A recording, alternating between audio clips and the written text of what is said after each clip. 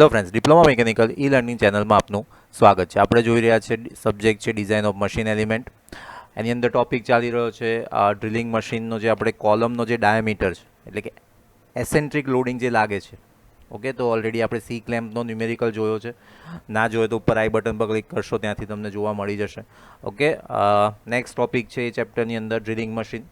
સો એકદમ ઇઝી છે, ખાલી કન્સેપ્ટ સમજી લો, ન્યુમેરિકલ એની જાતે આવડી જશે, સિમ્પલ કેલ્ક્યુલેશન છે. ઓકે, તો બેઝિક અહીંયા મેં ડ્રિલિંગ મશીન ડ્રો કર્યું છે. ઓકે, અને કમ્પોનન્ટ બે મેઇન કમ્પોનન્ટ બતાવે છે, એક સ્પિન્ડલ છે અને એક કોલમ છે. તો સ્પિન્ડલની નીચે પી જેટલો શું થશે, લોડ લાગતો હોય છે, ઓબ્વિયસ છે.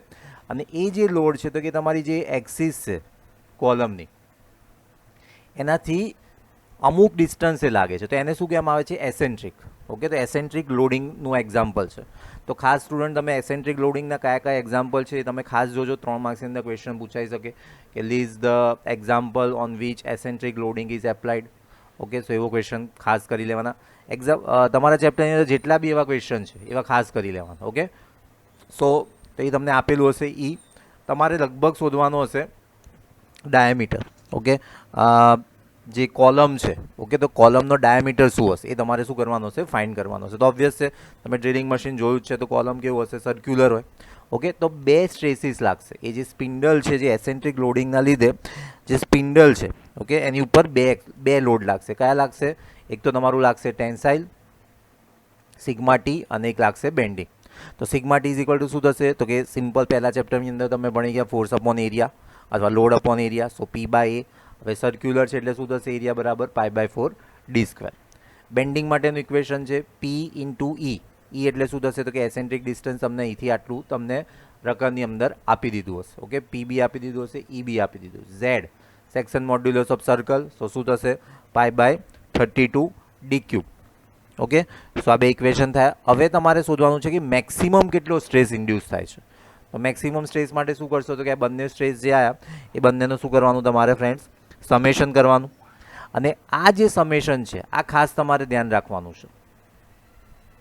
આ બંનેની વેલ્યુ એ તમને જે પરમિસિબલ સ્ટ્રેસ રકમમાં આપ્યો હોય એના કરતાં કેવી આવી જોઈએ, ઓછી આવી જોઈએ.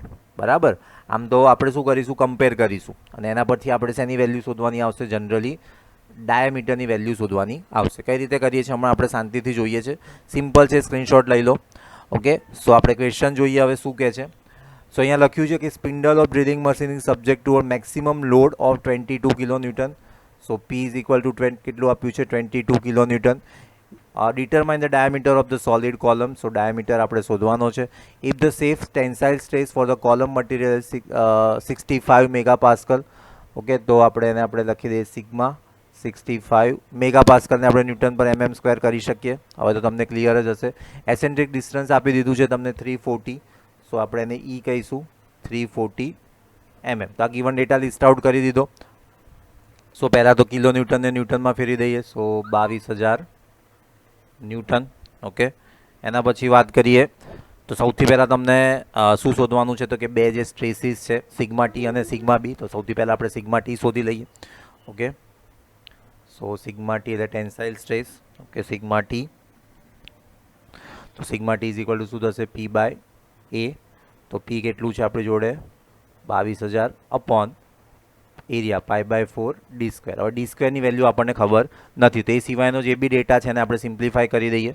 ઓકે, આ 4 ડિનોમિનેટરનો ડિનોમિનેટર ક્યાં જશે, ન્યુમેરેટર, એટલે કે અંશનો અંશ ક્યાં જશે, અરે સોરી, છેદનો છેદ ક્યાં જશે, અંશમાં. તો કઈ થશે, 22,000 ગુણ્યા 4 ડિવાઈડ બાય પાઈ અને ડી સ્ક્વેર. તો સિમ્પલ જેટલા બી તમને ડિજિટ દેખાય છે એનું સિમ્પ્લિફાય કરશો તો આન્સર આવશે, જે તમારો આન્સર આવશે 28.011.2699 અપોન ડી સ્ક્વેર. સ્ટ્રેસ એટલે યુનિટ શું આવશે, ન્યૂટન પર mm સ્ક્વેર. હવે વાત કરીએ સિગ્મા બી. ઓકે, તો એનું શું છે, P into E upon Z. So P બરાબર કેટલું છે, 22,000. ડિસ્ટન્સ તમને કેટલું આપ્યું છે, E eccentricity 340 mm. So into 340 divide by Z. તો ઝેડ બરાબર ઇક્વેશન શું છે, pi by 32 D cube. Okay, તો અગેન અંશ છેદનો છેદ ક્યાં જશે, અંશમાં. Okay, so 22,000 into 340 into 32 divide by pi into D cube. So calculation કરશો જેટલા બી ન્યુમેરિક દેખાય છે એનો, સો આન્સર આવશે ઓકે.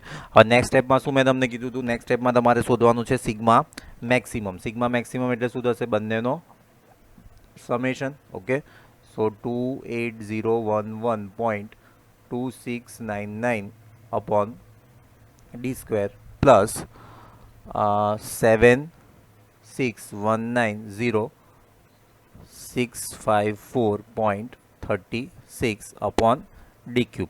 અમે તમને કીધું હતું કે આ જે સિગ્મા મેક્સિમમ છે એ જે આપેલી વેલ્યુ છે એના કરતાં કેવું હોવું જોઈએ, ઇક્વલ અથવા તો ઓછું હોવું જોઈએ. તો અહીંયા હું સિગ્મા મેક્સની જગ્યાએ શું મૂકી શકું, તો જે આપણને અહીંયા મેક્સિમમ જે આપી છે એ વેલ્યુ આપણે મૂકી શકીએ. કેટલું આપ્યું છે તમને, 65. સો અહીંયા હું શું મૂકી શકું, સિગ્મા મેક્સની જગ્યાએ 65, જે તમારું શું છે, પરમિસિબલ છે, એના કરતાં વધવું જોઈએ નહીં.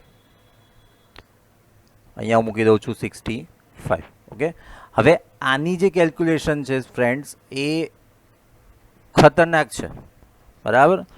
એ જ તમારે સ્ટેપ બાય સ્ટેપ કરવી પડશે, બરાબર. કે આટલે સુધી તો તમને કશું નહીં સર, આમાં તો કંઈ છે જ નહીં. પણ હવે જે તમારે સોલ્વ કરવાનું છે, અહીંયા જુઓ ડી સ્ક્વેર છે, અહીંયા ડી ક્યુબ છે, તો એલસીએમ લઈ એક ઇક્વેશન બનશે. ઇક્વેશનને તમારે સોલ્વ કરવાના છે અને એમાંથી ડીની વેલ્યુ શોધવાની છે.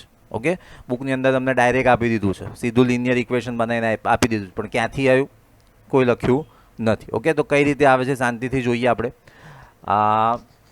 સૌથી પહેલાં તો અહીંયા તમે જુઓ, આ શું છે, નીચે ડી સ્ક્વેર અને અહીંયા શું છે, ડી ક્યુબ. તો તમને લસા એટલે કે એલસીએમ લેતા આવડતું હશે, તો એલસીએમ શું આવશે, ડી ક્યુબ.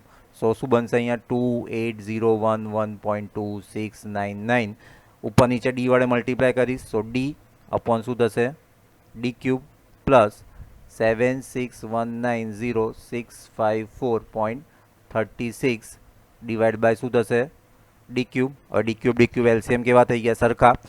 ધેરફોર ઉપર આનો શું થશે, સરવાળો.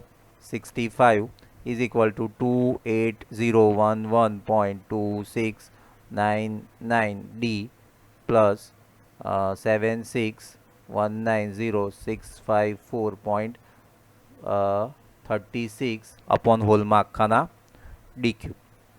ડી ક્યુબને હું સ્ટુડન્ટ ક્યાં મોકલી દઉં છું, સામે.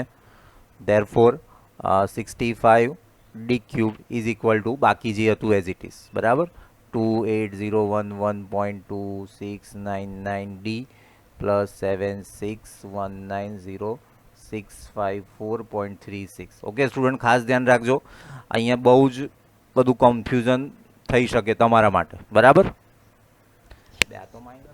શું કરવાનું, બરાબર. તો બુકની અંદર તમે જોયું હશે તો લખી દીધું છે trial and error method, answer આવી ગયો, બરાબર. પણ ક્યાંથી આવ્યો, કોઈ ઓપ્શન નથી, બરાબર. તમને ક્યાંય મળશે બી નહીં, બરાબર. તો કઈ રીતે કરવાનું, તો સૌથી પહેલાં તમારે સાયન્ટિફિક કેલ્ક્યુલેટર લઈ લો હાથમાં, બરાબર. હું તમને શું કરવાનું સમજાવું. તો સૌથી પહેલાં અહીંયા ડી ક્યુબનો જે બી કોફિશિયન્ટ હોય એને આખા ઇક્વેશન વડે ડિવાઈડ કરી દો. સો શું થશે, ડી ક્યુબ બરાબર 28011.2699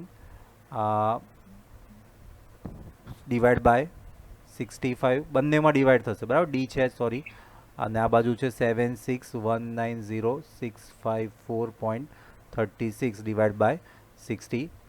સો D cube is equal to કંઈક આન્સર આવશે, જોઈ લઈએ શું આવે છે. સો આ રીતનો આન્સર આવશે. તમે બી જોડે જોડે એકવાર કેલ્ક્યુલેશન કરતા રહેજો, એટલે ક્યાંય ભૂલ હોય તો ખબર પડે. ઓકે, હવે આને કેલ્ક્યુલેટ કઈ રીતના કરવાનું, તો આપણે અહીંયા જે બ્લેન્ક પેજ છે એની અંદર સમજીએ. તો સૌથી પહેલાં તમારું કેલ્ક્યુલેટર લઈ લો. ઓકે, એક કામ કરીએ, હું ઇક્વેશન પહેલાં લખી દઉં ડી ક્યુબ વાળું. તો કેલ્ક્યુલેટરની અંદર શું સ્ટેપ કરવાના છે, તો સ્ટેપ 1 હું લખી આપું તમને અહીંયા. ઓકે, તો સૌથી પહેલાં કેલ્ક્યુલેટરમાં 0 દબાઈ અને પછી આન્સરનું બટન દબાઈ દો. ઓકે, એ થઈ ગયું. એ પહેલાં તમારે પેલું મોડ કરીને ક્લિયર કરી દેજો, બરાબર, હિસ્ટ્રી તમારી.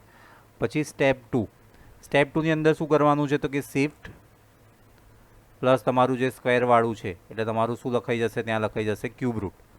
ક્યુબ રૂટની અંદર આ આખું છે એઝ ઇટ ઇઝ લખવાનું. એટલે ફર્સ્ટ આ લખજો ટર્મ, બરાબર. ફર્સ્ટ ટર્મ કયું આવશે, તો કે 1172 પ્લસ 430.942 અને જ્યાં ડી છે એની જગ્યાએ તમારે શું પ્રેસ કરવાનું છે ફ્રેન્ડ્સ, આન્સર, અને પછી આ શું કરી દેવાનું છે, બ્રેકેટ ક્લોઝ. ક્લિયર. ક્યાં સુધી આન્સર દબાયા કરવાનું, જ્યાં સુધી તમારા સ્ક્રીન ઉપર વેલ્યુ જે છે કોન્સ્ટન્ટ ના થાય. ક્લિયર. તો આપણે અહીંયા તમને સમજાવી દઉં કઈ રીતે કઈ વેલ્યુ આવે છે. તો જે તમે પહેલી વાર આન્સર દબાવશો જ્યારે આ પ્રોસેસ કર્યા પછી તો કંઈક 105 પોઈન્ટ સમથિંગ આવે છે. ફરી આન્સર દબાવો, બરાબર, તો 106.78 કે એવું કંઈક આવે છે, 106.80. ઓકે, ફરી તમે દબાવશો તો આની આ જ વેલ્યુ રહેશે, કોઈ ચેન્જ નહીં થાય. મતલબ આ શું થઈ ગયો, તમારો આન્સર થઈ ગયો. ક્લિયર? અહીંયા 0 પછી આન્સર નહીં, 0 પછી ઇક્વલ ટુ દબાઈ દેજો. બરાબર, 0 પછી શું દબાઈ દેવાનું, ઇક્વલ ટુ. અને પછી સ્ટેપ 2 આ, અને આ થશે તમારો સ્ટેપ 2. અને પછી જ્યાં સુધી કોન્સ્ટન્ટ વેલ્યુ ના આવે ત્યાં સુધી આ તમારે દબાવતા રહેવાનું. સો અહીંયા તમારે એ જ લખવાનું, from trial and error method D is equal two 106.80 mm. So nearly equal to આપણે એને કન્સિડર કરી શકીએ 108 mm. ઓકે, તો આ શું થઈ ગયો તમારો ફાઇનલ આન્સર. ઓકે, એટલા માટે જ મેં તમને કીધું હતું કે આ ન્યુમેરિકલની કેલ્ક્યુલેશન થોડીક ટ્રિકી છે. ઓકે, ઘણા બધાને તો આવડતી બી નહીં હોય અથવા તો અહીંયાથી જ છોડી દે, પણ આ કેલ્ક્યુલેટરવાળું તમે ખાસ કરજો. બુકની અંદર બી આવો એક આપ્યો છે, ઇવન પીડીએફની અંદર બી આવા 2-3 સમ છે, ખાસ કરજો જેથી તમારી જે કોન્ફિડન્સ છે આવે. જો કાંઈ ભૂલ પડતી હોય તો જરૂરથી અમને જણાવજો જેથી અમે તમને ગાઈડ કરી શકીએ. આવા જ બીજા વિડીયો માટે ચેનલ સાથે જોડાયેલા રહેજો. તમારા મેક્સિમમ ફ્રેન્ડ સુધી શેર કરજો જેથી બી ક્યાંય કેલ્ક્યુલેશનમાં પાછળ પડે નહીં. Thank you for watching this video.